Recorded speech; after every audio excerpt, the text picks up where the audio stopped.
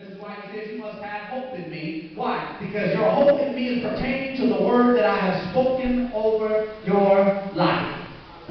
Hallelujah. God is our very present help. And he says that our very present help is on the way. But I need you to understand who God is. And when we say on the way only means then that we have to get to the realm of the Spirit where he is and everything is right now.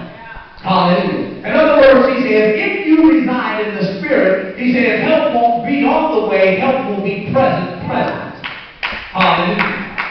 Hallelujah. He says, but I need you to understand because I'm Spirit, everything is done in the Spirit. And so your very present help is in the realm of the Spirit. Why? Because the circumstances of need is now. Amen. When we need something, need specifies urgency. It means right now. Amen.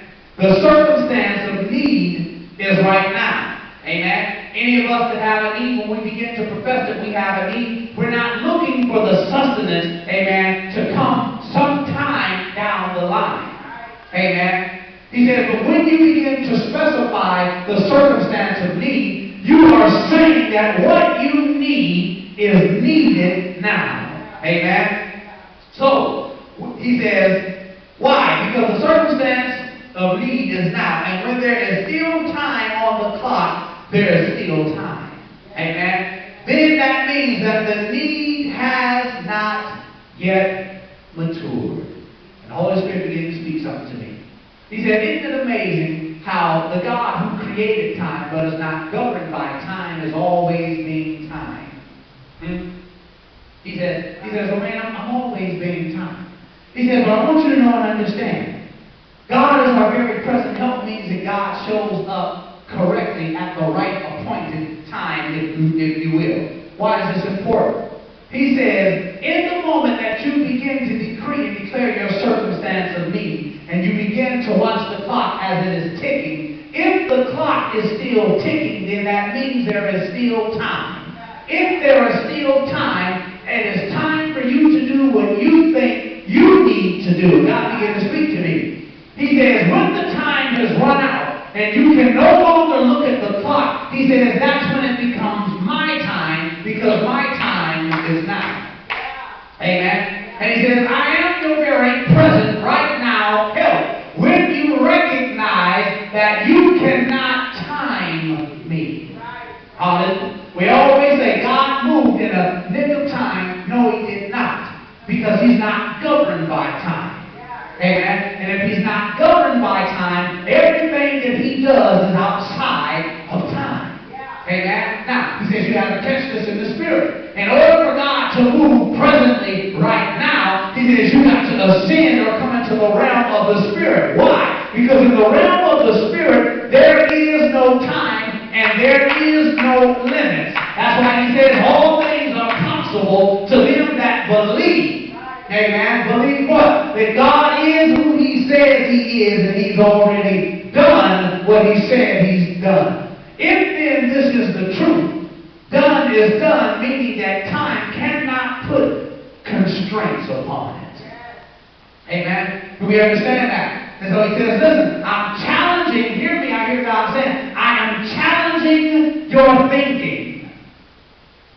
Amen. Because many of us have a mindset in which we think about God. Hallelujah. You don't believe it, just begin to look at yourself. And when you begin to think about God, recognize what you think about God. And concerning circumstances and situations that you've gone through, how you think God failed you or didn't show up. He says, you have a thinking about me that is incorrect. And he says, until you can see me where I am. Now listen. God began to speak to me. He said, the very five senses that we have in the flesh are the same five senses that we have in the Spirit. He says, in order to see God, in order to smell God, in order to hear God and touch God and taste God, he says, you have to be in the realm of the Spirit and the spiritual senses. Other than that, he says, I'm not known to you.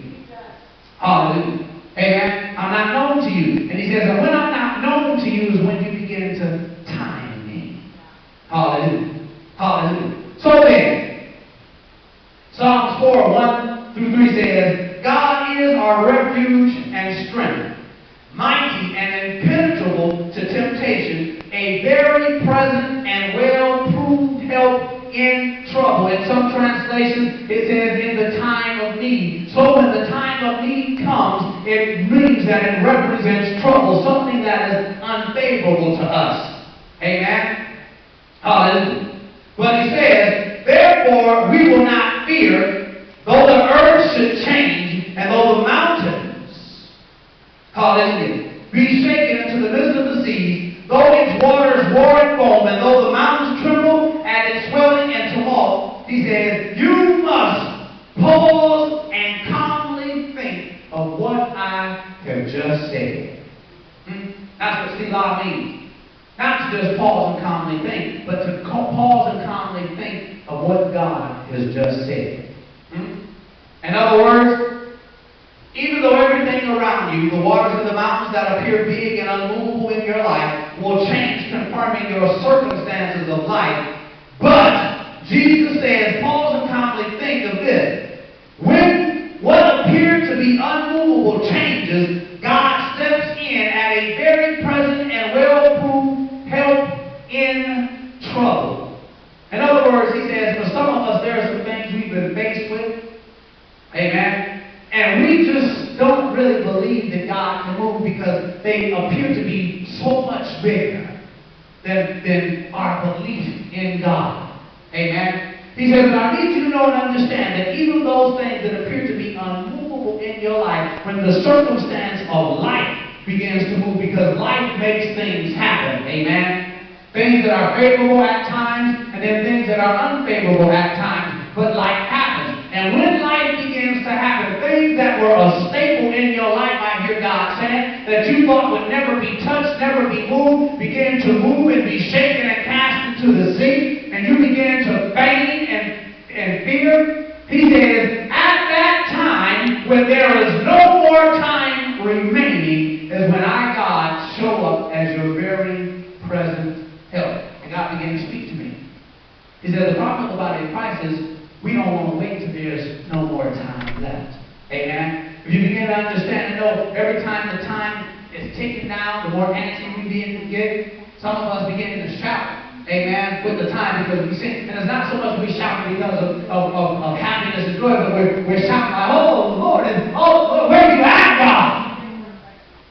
And he says, I can't move until there's no more time left. Hallelujah. Why? I'm not governed by time. He said, but there again, there you go. Oh, where is God at? Where's the move of God? And he says, you begin to look at your watch. And you begin to watch the second hand ticking and ticking and ticking. And you begin to watch the hours ticking and ticking. And he says, because your mind is not stayed on me, I can't keep you in perfect peace. Because listen, those that watch the watch are the ones that's antsy. Oh, he says, your mind ain't stayed on me. I can't keep you in perfect peace. You can't trust me because you're not even hearing me. You're too busy hearing the clock. And you're too busy believing that what you need will not come to pass. He says, but I am your very present help. I am your very present help. Let us understand that God is present at the moment. The need of the circumstance has expired. Now listen, I didn't get understanding in Revelation fully until now. Some years ago that my father taught me. He said, listen, son, everything that God has purposed and ordained for your life to happen has got to be pronounced dead before it ever live. I Lord, what are you saying? He says, if God tells you, Sister Davis, that you're going to be a great prophet unto nations, and then he don't kill your vision, then guess what? You'll try and do it yourself. Amen? It's the same thing with the clock. Hallelujah. He said, the problem is you trying to keep me on time. Amen? He said, but I'm not governed by time. He said, I'm the creator of time, but I'm not governed by time. It has no constraints or restraints on me. Amen? So then if it does not have constraints or restraints on me, the move of God is right now. Amen? But right now exists outside of time. Hear me. Hallelujah. And so he says, in order for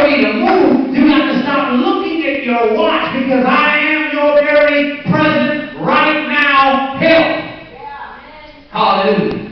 Hallelujah. And so he says, let us understand that God is present at the moment the need of circumstance has expired. Meaning that when there is no more time left, he moves because he is not governed by time. As long as there is time, we will do what we can do. But when there is no time left, God moves because he is the only answer, and he wants us to know this.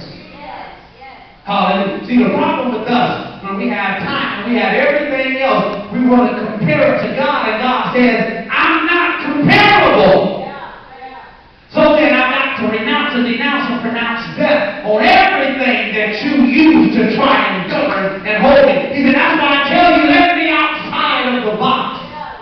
Time, flesh, the senses that we have that have nothing to do with God because he's spirit. Hallelujah. And he says in the spirit realm,